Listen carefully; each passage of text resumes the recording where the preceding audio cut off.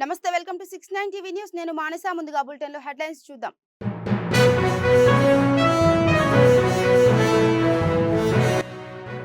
రెండు తెలుగు రాష్ట్రాల్లో కొనసాగుతున్న ఎమ్మెల్సీ ఎన్నికల పోలింగ్ బూతుల వద్ద పటిష్ట భద్రత ఏర్పాటు చేసిన పోలీసు యంత్రాంగం.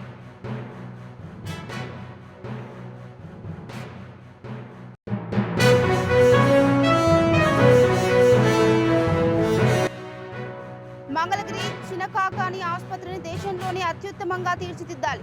ఆసుపత్రి భవన నమూనాపై అధికారులతో సమీక్షించిన మంత్రి నారా లోకేష్.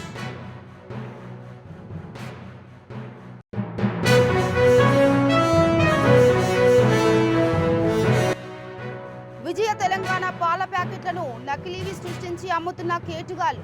నాణ్యత లేని నకిలీ పాలను విక్రయించవద్దన్న చైర్మన్ గుత్తా అమిత్ రెడ్డి.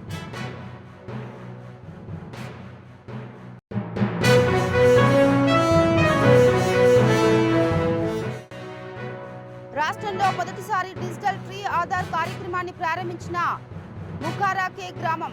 ప్రతి చెట్టుకు జియో ట్యాగింగ్ క్యూఆర్ కోడ్ ఏర్పాటు చేసిన సర్పంచ్ గాడ్గే మీనాక్షి.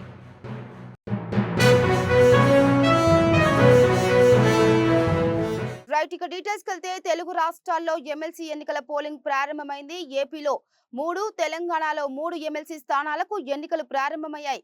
ఉదయం 8 గంటలకు ప్రారంభమైన పోలింగ్ మందకోడిగా కొనసాగుతుంది. పోలింగ్ కేంద్రాల వద్ద అధికారులు అన్ని ఏర్పాట్లు చేశారు. సాయంత్రం 4 గంటల వరకు పోలింగ్ కొనసాగనుంది.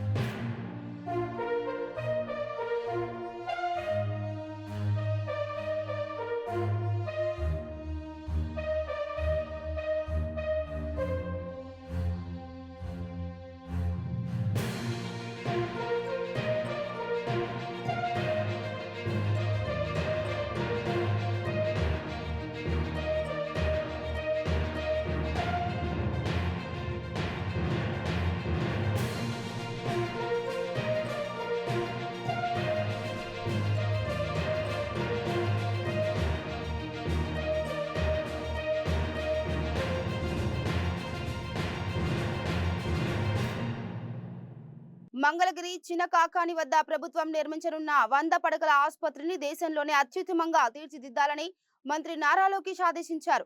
ఉండవల్లి నివాసంలో ఆసుపత్రి భవన నమూనాపై అధికారులతో మంత్రి సమీక్షించారు. పవర్ పాయింట్ ప్రెజెంటేషన్ ద్వారా భవన నమూనాను వివరించిన అధికారులకు మంత్రి పలు సూచనలు చేశారు. ఈ సందర్భంగా లోకేష్ మాట్లాడుతూ మంగళగిరి ప్రజల 30 ఏళ్ల కల 100 పడకల ఆసుపత్రి అన్నారు. అత్యాధునిక వసతులతో 100 పడకల ఆసుపత్రిని తీర్చిదిద్దాలని, ప్రశాంత వాతావరణంలో వైద్యులు పనిచేసేలా ఉండాలన్నారు.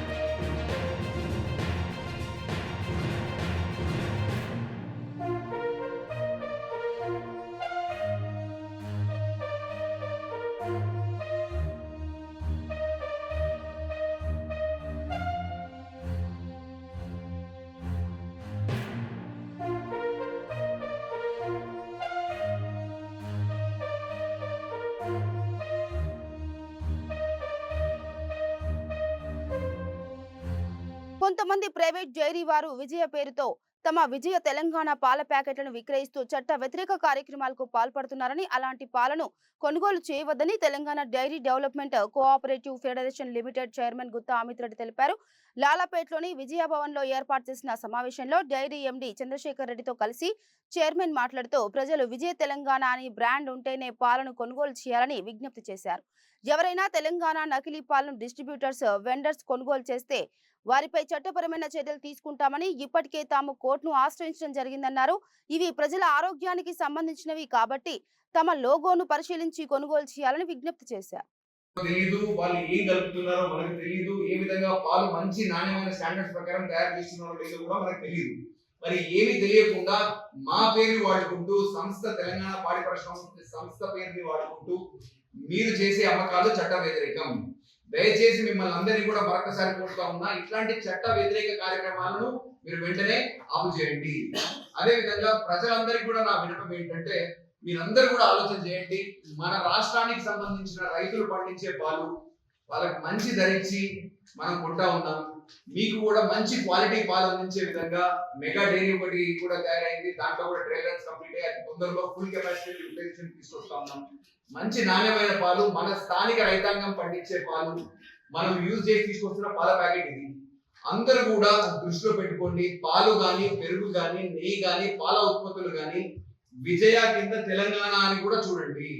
ఇది విజయ తెలంగాణ, మన తెలంగాణ పాడి పరిశ్రమాభివృద్ధి సంస్థ బ్రాండు. సో విజయ పేరు వేరే వాళ్ళు వాడకూడదు. విజయ తెలంగాణ మటుకు మన బ్రాండ్. మీరు పాలు కొంటున్నా, ఏది కొంటున్నా విజయ కింద విజయ తెలంగాణ ఉందా లేదా అనేది కూడా మీరు చూసి కొనండి. విజయ తెలంగాణ అంటే ఇది నాణ్యతకు మారు పేరు. సో దయచేసి ఈ ఫ్యాక్టర్ ని కూడా మీరు దృష్టిలో పెట్టుకోండి. ఇట్లాంటి నకిలీలు ఏవైతే వస్తాయో ఈ నకిలీలను తయారు చేసే వాళ్ళని తరిమి కొట్టవలసిన అవసరం ఎంతైనా ఉంది. మేము చట్ట ప్రకారం కోర్టు ద్వారా డైరెక్షన్ కూడా తీసుకున్నాం. దయచేసి మరొకసారి ప్రజలందరినీ కూడా కోరుతా ఉన్నాం, మీరందరూ కూడా జాగృతమై మన పాలను, మన రైతాంగం పండించే పాలను మీరు కొన్నట్టయితే ఈ ప్రోడక్ట్ కి తెలంగాణ విజయ పాడి పరిశ్రమ సంస్థ గ్యారంటీ, ఈ నాణ్యతకు మాది గ్యారంటీ. మరి ఈ ప్రొడక్ట్స్ కి ఎవరు గ్యారంటీ? ఇది ప్రైవేట్ లో తయారవుతున్నది, అన్యాయంగా అక్రమంగా బ్రాండ్ ని ఉపయోగించి తయారు చేస్తున్న పాలు. సో దయచేసి మీరు ఇట్లాంటి పాలను, వారి పాల ప్యాకెట్లను కొనే కంటే ముందు మీ ముందు ఇంటి ముందు పాలు ఎవరైతే సప్లై చేస్తారో మీ పాలు వేసేవాడికి కానీ, లేకపోతే మీరు కొంటున్నప్పుడు కానీ విజయ తెలంగాణ ఉందా లేదా అనేది చూసుకోండి. విజయ తెలంగాణ అంటే ఇది మన సంస్థ, క్వాలిటీకి మాది గ్యారంటీ. ఇక్కడ మటుకు ఏ విధమైన గ్యారంటీ లేదు.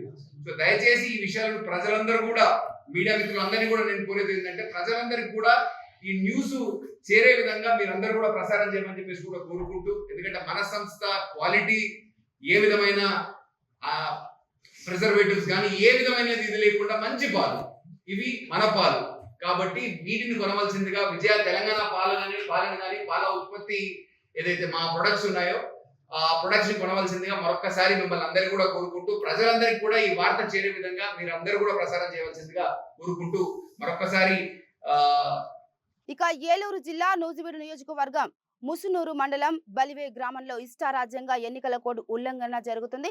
మహాశివరాత్రి పర్వదినాన్ని పురస్కరించుకొని బలివే గ్రామంలో అడుగడుగున అధికార పార్టీ బ్యానర్లు కనిపించాయి. ఈ ఆలయానికి వివిధ జిల్లాల నుండి భారీగా వచ్చిన భక్తులు కూటమి నేతలు కట్టిన బ్యానర్లు చూసి ఆశ్చర్యపోతున్నారు. అధికారులు ఎలాంటి అనుమతులు లేవని తెలిపినా అధికార పార్టీ నాయకులు, కార్యకర్తలు పట్టించుకోలేదు. గురువారం ఎన్నికలు జరగనున్న నేపథ్యంలో బ్యానర్లు కట్టి ఇష్టానుసారంగా వ్యవహరిస్తున్నారని స్థానికులు ఆగ్రహం వ్యక్తం చేస్తున్నారు.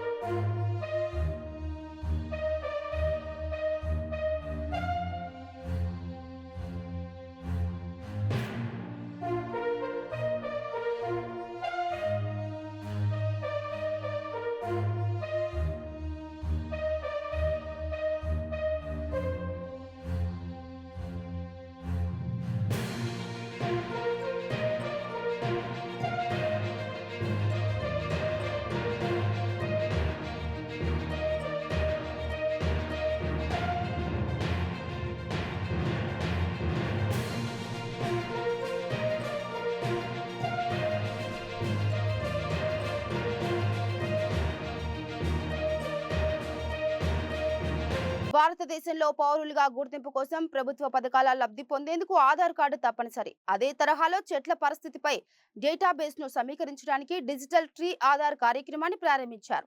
ఆదిలాబాద్ జిల్లా ముఖారా కే సర్పంచ్ గాడ్గే మీనాక్షి గ్రామంలో ప్రతి చెట్టును జియో ట్యాగింగ్ చేసి క్యూఆర్ కోడ్ ను కేటాయించడం జరుగుతుందని తెలిపారు. ఈ క్యూఆర్ కోడ్ ను స్కాన్ చేస్తే ఆ మొక్క యొక్క ఆరోగ్యం, వయస్సు, పెరుగుదల క్రమం, ఆ మొక్క నుంచి ఎంత ఆక్సిజన్ వస్తుందో తెలుస్తుందని ఆమె తెలిపారు. గ్రామంలో నాటిన ప్రతి మొక్కకు జియో ట్యాగింగ్ చేసి క్యూఆర్ కోడ్ ను కేటాయించడం తెలంగాణలోని తొలి గ్రామం ముఖరాకే అని సర్పంచ్ గాడ్కే మీనాక్షి తెలిపారు. నా పేరు గాడిగి మీనాక్షి, ఆదిలాబాద్ జిల్లా ముఖరాకి గ్రామం. ఇక్కడ 1,00,000 పైన చెట్లు నాటినాము. అన్ని చెట్లను కాపాడినాము. ఇప్పటిదాకా అయితే 1,10,000 దాకా నాటినామైతే ఇప్పుడు ఈ చెట్లను ఇక్కడ చెట్లను మనిషికి ఎట్లా ఆధార్ ఉంటుందో అట్లనే చెట్టు కూడా ఆధార్ కార్డు ఇచ్చినాము. అన్ని చెట్లకు ఇది ఈ విధంగా పెట్టినాము. అయితే ఆధార్ లాగా వచ్చినాయి. ప్రకృతి లేనిది మనగడ లేదు. దేశంలో ఎక్కడ చూసినా కరోనా టైంలో ఎంతో మంది ఆక్సిజన్ లేక ఎంతో మంది చనిపోవడం జరిగింది. మరి మన ఆదిలాబాద్ జిల్లాలోని చోడ మండలంలోని ముఖరాకే గ్రామంలో ఎక్కడ ఖాళీ స్థలం ఉన్నా రోడ్ వైపు కావచ్చు, లేదా ప్రభుత్వ స్థలం కావచ్చు, గవర్నమెంట్ ఏదైనా ఆఫీసులు కావచ్చు, ఏదంటే ఏడ ఖాళీ జాగా దొరికితే ఆడ చెట్లు నాటడం జరిగింది. నాటడమే కాదు, పూర్తిగా చెట్లను కాపాడడం జరిగింది. దాదాపు 1,00,000 పైచిలకు చెట్లను ఈ రోజు వరకు 5 సంవత్సరాల కాలంలో పూర్తిగా చెట్లను కాపాడుకోవడం జరిగింది. మరి దీని ద్వారా ఎట్లయితే చెట్లు మనిషికి ఎలా అయితే ఆధార్ కార్డు ఉంటుందో అదే పద్ధతిలో చెట్టుని కూడా ఒక బార్కోడ్ ఇచ్చి ఒక డౌన్లోడ్ చేసి దానిని ఏదైతే మన ఏమంటారు దానికి మన డౌన్లోడ్ చేసి దాంట్లో ఆధార్ లాగా దానికి ఒక నంబర్, చెట్టుకు ఒక నంబర్ వస్తుంది.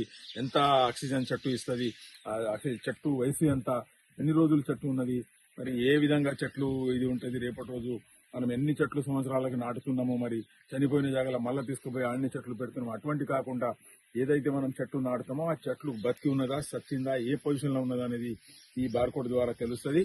ఈ బార్కోడ్ ద్వారా మనం ప్రతి చెట్టును, మన గ్రామంలో ఉన్న చెట్లను మనం ఎక్కడైతే గవర్నమెంట్ ప్లేస్ లో ఎక్కడెక్కడ నాటినామో ప్రతి చెట్టుకి ఈ విధంగా ఆధార్కు మనిషికి ఎట్లా ఆధార్ ఉంటుందో ఈ చెట్టు కూడా ఒక నంబర్ వస్తుంది.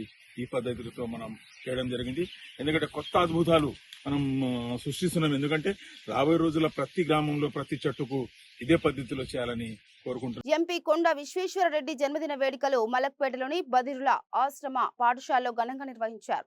కొండ విశ్వేశ్వరరెడ్డి సతీమణి డాక్టర్ కొండ సంగీతారెడ్డి హాజరై ఆశ్రమ చిన్నారుల మధ్య కేక్ కట్ చేశారు. అనంతరం చిన్నారులకు భోజనం ఏర్పాటు చేసి వడ్డించారు. ఈ సందర్భంగా ఆమె మాట్లాడుతూ ఆశ్రమ చిన్నారుల మధ్య జన్మదిన వేడుకలు నిర్వహించడం ఆనందంగా ఉందన్నారు.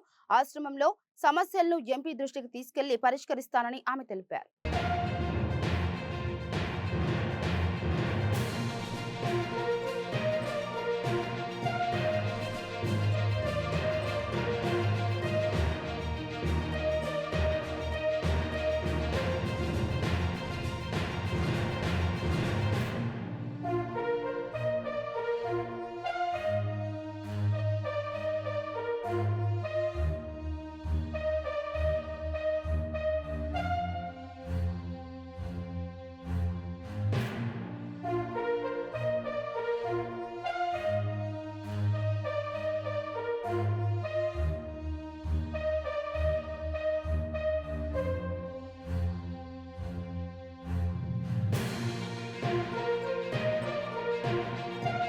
తూర్పు గోదావరి జిల్లా తాడిపూడి గ్రామంలో శివరాత్రి రోజు విషాదం జరిగింది.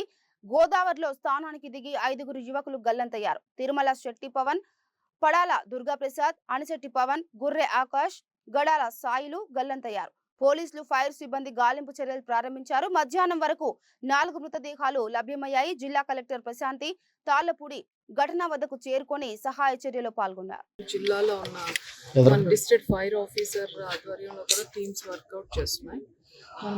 మనం 5 మిస్ అయ్యారు అనుకున్నాం, 3 ట్రేస్ అయింది, ఇంకొక 2 కూడా అక్కడ ఎఫర్ట్స్ పెడుతున్నారు. దీంతో పాటు వీళ్ళకి ఏమైనా డిఫికల్టీ ఉంటే ఎన్డీఆర్ఎఫ్ టీమ్కి కూడా మనం రిక్వెస్ట్ పంపించాము. వాళ్ళు కూడా మంగళగిరిలో స్టార్ట్ అయ్యారు. వాళ్ళు వచ్చాక ఇంకా ఈ ప్రాసెస్ అనేది స్పీడప్ అవుతుంది. అలానే మనకి ఇప్పుడు ఎవరికైతే ఇన్సిడెంట్ జరిగిందో ఆ పిల్లలందరూ కూడా 17 and 18 years మధ్యలో ఉన్నవాళ్ళు. సో వాళ్ళ ఫ్యామిలీస్ కూడా చాలా నష్టం జరిగింది కాబట్టి మనం ఇక్కడ ప్రజాప్రతినిధుల ద్వారా ఎమ్మెల్యే గారు అట్లానే మినిస్టర్ గారి ద్వారా ప్రభుత్వం దృష్టికి తీసుకెళ్ళాము. వాళ్ళకి ఏదైనా ఫైనాన్షియల్ అసిస్టెన్స్ ఇస్తే బాగుంటుందని మా ప్రభుత్వం కూడా సానుకూలంగా స్పందించారు. మాకు డైరెక్షన్స్ వచ్చిన వెంటనే ఫ్యామిలీకి చాలా దురదృష్టకరమైన సంఘటన. మహాశివరాత్రి పుంజ స్నానాలు చేసి వెళ్ళదరించబడి చదువుకునేటువంటి పిల్లలు అంతా ఇంటర్మీడియట్ డిగ్రీ చదువుతున్న పిల్లలు, తాళపూడి మండలం తాడిపూడి గ్రామానికి చెందినటువంటి పిల్లలు ఇక్కడికి స్నానానికి దిగినట్టుగా తెలిసింది.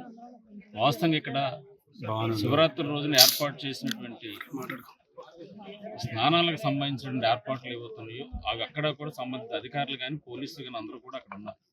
కానీ ఈ ప్లేస్లో స్నానానికి అనుమతించలేదు. కానీ పిల్లలు లోకల్గా ఉన్నటువంటి పిల్లలు గోదావరి కట్టినాయి కదా పెద్ద ఇబ్బంది ఉండదు అనుకున్నారు. ఏమనుకున్నారు పాపం తెలియదు. దాదాపుగా 12 మంది పిల్లలు స్నానానికి దిగడం జరిగింది. దాంతో ఒక 7 పిల్లలు బయటకు రాగలిగారు. ఒక 5 పిల్లలు ఆ ఊబులో ఇసుక గోదావరికి సంబంధించినటువంటి లోతు ఎంత ఉందో తెలియదు. ఇది ఎవరు కూడా ఆ పిల్లల యొక్క లేనటువంటి లోటు వాళ్ళ తల్లిదండ్రులు కానీ బంధువులు కానీ గ్రామాలకు కానీ ఎవరు కూడా తీర్చలేనటువంటి బాధ.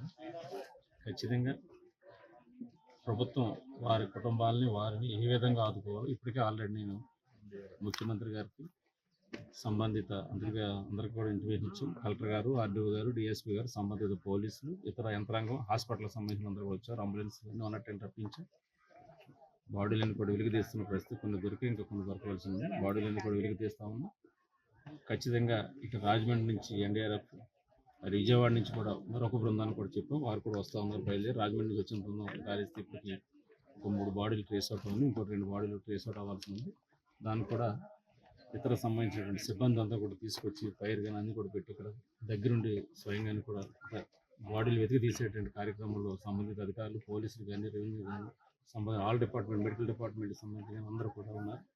ఖచ్చితంగా ఆ కుటుంబ బాడీలు కూడా తీసేవారు కూడా ఉండి ఖచ్చితంగా వాటిని తల్లిదండ్రులకి పోస్ట్ మార్టం చేసి తప్పగించి ప్రభుత్వం వారిని ఏ విధంగా కుటుంబాలను ఆదుకోవాలో ఆ విధంగా ఆదుకునే బాధ్యత ఎన్డీఏ కూటమి తీసుకుంటాం. స్థానిక శాసనసభ్యులుగా నేను కానీ, కలెక్టర్ గారు కానీ అటు అందరూ కూడా ఇక్కడే ఉన్నారు. మహాశివరాత్రి సందర్భంగా విశాఖ జిల్లాలోని శివాలయాలు భక్తులతో కిటకిటలాడాయి. ప్రత్యేక పూజలు, అభిషేకాలు, పంచాక్షరి నామంతో ఆలయాలు మార్మోగాయి.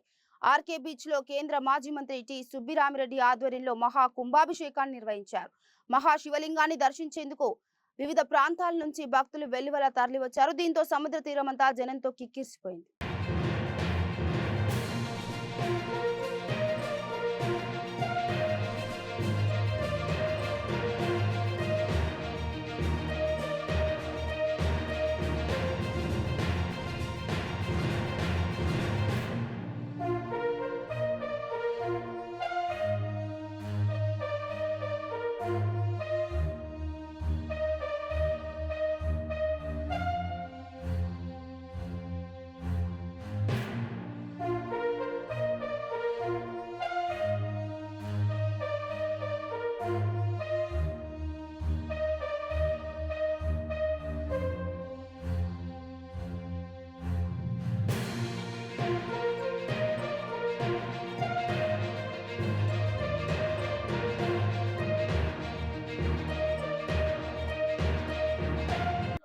ఈ సంవత్సరం విశేషం. ఇది 40వ సంవత్సరం.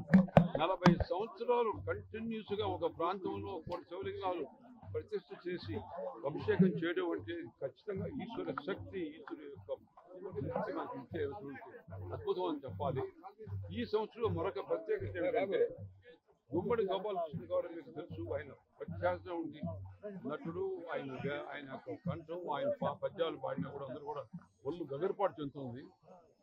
ఆయన ఈరోజు ఓం నమ శివాయ అనే ఒక టైటిల్తో దృశ్య కావ్యం, అంటే మామూలుగా ఒక ప్రోగ్రాంలో ఒక నాటకం ఉంటుంది, లేదా ఒక నృత్యం ఉంటుంది, లేదా ఒక గానం ఉంటుంది. అలా కాకుండా ఈరోజు ఓం నమ శివాయలో అన్ని కంబైన్ చేసి గుమ్మడి గోపాలకృష్ణ గారు కంప్లీట్ గా ఒకవైపు పద్యాలు, పాటలు, నృత్యాలు, కావ్యం, అన్ని నాటకం, అన్ని రకాల గురించి ఆయన చెప్తాడు డీటెయిల్ గా ఏమి ఆయన చేయబోతుంది. అద్భుతంగా, అమోఘంగా ప్రజలకి అవకాశం. సాక్షాత్ కైలాసం నుంచి భారతీయ పరమేశ్వరులు సాయంకాలం ఇక్కడికి ఇచ్చేసి అందరినీ ఆశీర్వదించేటువంటి భావన మనకు కలుగుతుంది. ఇప్పుడు గుమ్మడి గోపాలకృష్ణ గారు చెప్తారు. ఏది ఏమైనా నా జీవితం సుబ్రహ్మణ్యుడిగా ధన్యమైంది. 40వ సంవత్సరం ఏకధాటిగా నేను స్వయంగా ఏర్పాటు చేసి నేను ప్రజల చేత దగ్గరుండి అభిషేకం చేయించడం అంతకన్నా జీవితంలో అదృష్టం మీకేమీ లేదు. మరొక విశేషం ఏంటంటే మీ అందరికీ తెలుసు, మీరు అభిషేకం సొంతంగా చేసే అవకాశం మీకు లేదు. కోవిలికి వెళితే పూజారి చేస్తాడు, మీరు బయట కూర్చోవచ్చు.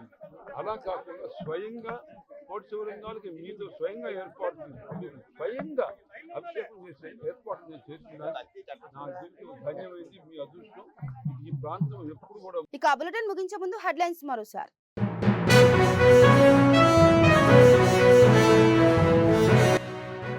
రెండు తెలుగు రాష్ట్రాల్లో కొనసాగుతున్న ఎమ్మెల్సీ ఎన్నికల పోలింగ్ బూతుల వద్ద పటిష్ట భద్రత ఏర్పాటు చేసిన పోలీసు యంత్రాంగం.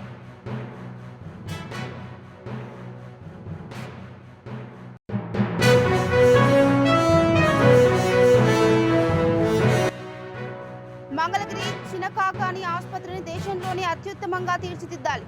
ఆసుపత్రి భవన నమూనాపై అధికారులతో సమీక్షించిన మంత్రి నారా లోకేష్.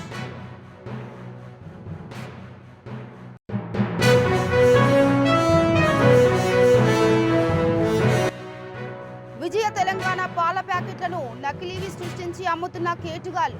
నాణ్యత లేని నకిలీ పాలను విక్రయించవద్దన్న చైర్మన్ గుత్తా అమిత్ రెడ్డి.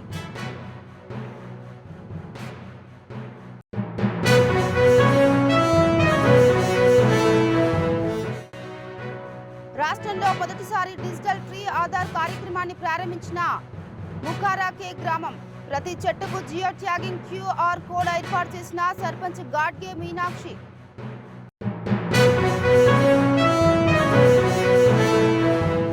ఇవి బులెటిన్ అప్డేట్స్. మరో బులెటిన్ తో మళ్ళీ కలుద్దాం. అంతవరకు చూస్తూనే ఉండండి 69 టీవీ న్యూస్. నమస్తే.